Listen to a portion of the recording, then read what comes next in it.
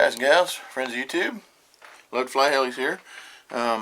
Just going to do a little quick video. I know a lot of you people out there have the Flyzone DHC Beaver 2 or the Island Wings model, either one. I have both of them.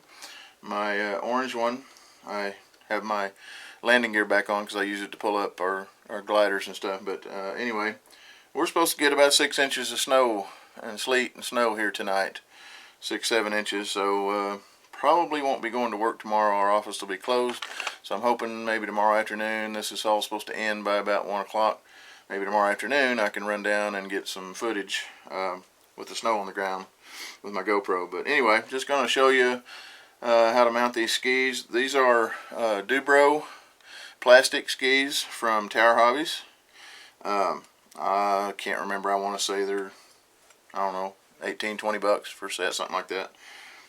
They're plastic, but they've got the little runners on the bottom that kind of help steer it and guide it in the snow.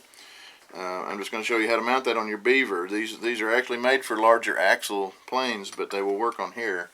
Okay, you got your ski and your mounting bracket, and look at your instructions and see which way that goes. We're gonna put some Loctite. The screws that come with it have lock washers on them, but we're also going to use Loctite just to ensure that they don't come apart from vibration and flight. So, doggone it. It's a little flathead screw. Get you a nice solid screwdriver. Just snug that first one down, and then put a little bit on that one. Get your hole lined up. You can line it up by looking down in here before you tighten the other one down. Now once you get them going, snug these down really tight. It's metal to metal, so you can snug them pretty good. And what you want to do, what I would do to keep from any, I doubt if it's going to catch any, but I turn your screw slot long ways so it runs with the snow and doesn't grab at any point. I don't think it would be big enough to, but we're going to do this just to be safe. We're going to turn them long ways with the ski so everything runs with the flow. Okay, got those together. It comes with these little springs, which keeps the skis lined up right. Now, let me get up here on the Beaver, and if you notice, let's see, the axles are fairly small on here, so these are going to have a lot of slack. They're going to wobble. So what I did is you can get this at Hobby Lobby. Almost most hobby shops have this brass tubing or aluminum tubing. This is 1/8 inch OD, the outer diameter. I'm not sure what the inner diameter is, but it fits well on this axle. And this skis also come with wheel collars. The wheel collars are a little bit large for this axle, but they work. They'll still tighten down. So what you do is you put your inner wheel collar on first, and then your ski, and you have to look at your instructions, make sure you get your spring the right direction. This long bolt will go in the outer wheel collar, and that also holds your spring to keep it from bouncing, crooked when you're landing. Keeps them lined up, I guess I should say. Alright, let's see here. Oops, that's the wrong spring. It goes the other side. Now what we're going to do, I cut 2 pieces of this tubing. My camera's not wanting to focus for some reason. What's going on here?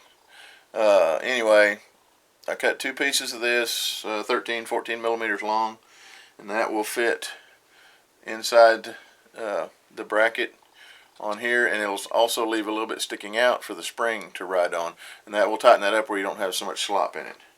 So we'll take that, we will put that on the axle. Now you're going to want to buy you a second set of axles. I have a whole drawer full, so I had some, but you will ruin the threads on these when you tighten these down, so it's going to be hard to put your wheels back on. But I just got a second set of axles, and I'm using it for my skis. And what I'll do is I'll leave them mounted on these axles and just take the lock nut off the back side and leave them mounted. That way all I got to do is stick them back on. Okay, I got my tubing in there, and I wish I could get this around here where you could see it. The spring, let's see, I still got the wrong one here. Let me figure it out. Alright, the loop will go toward the front, and the head of your bolt will go in that loop, and then your axle, you have to kind of force this on here. It got tension on it, so you gotta, it's kind of a tricky to get it on here. Hang on, let me get it started.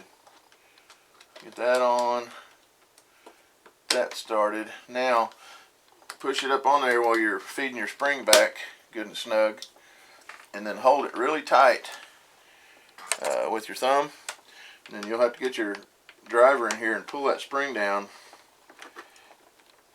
and it's hard to hold, but tighten that down on your axle and then see where it's at. Before you tighten it too much, get your ski level. You want it level so it's level with flight,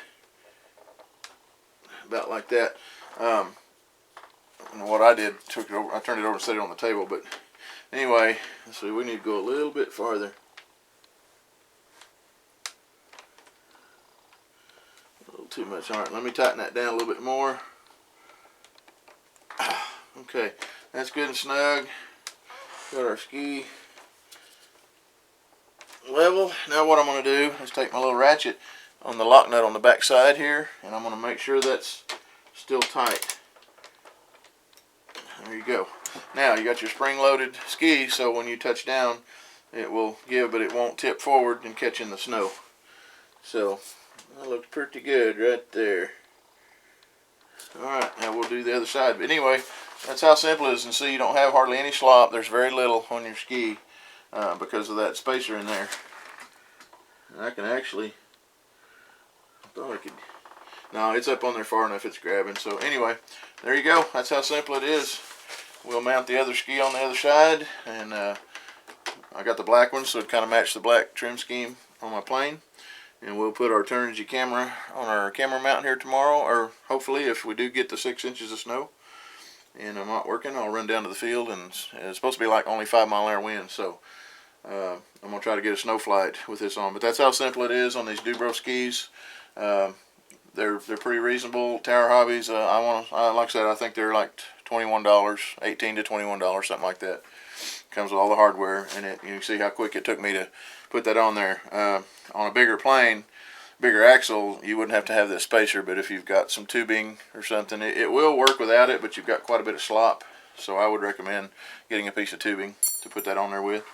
And use Loctite on all your bolts and everything, and you're ready to go. So hopefully, and now I will rebalance this. I'll check the balance and make sure this didn't change. It shouldn't change it from taking the wheels off, because they're centered to the balance point. But anytime you do anything to your airplane, you change from wheels to floats to skis, anything, check your balance before you go fly it and make sure it's still the same. So anyway, there you go, guys and gals. Hope that helped somebody out. And a lot of you guys up north get snow all year long, and you probably already have done this, but we don't get very much down here. So just want to kind of show you a quick video on how to mount these on the de Havilland Beaver. Alright, see you on the tube. Thanks for watching.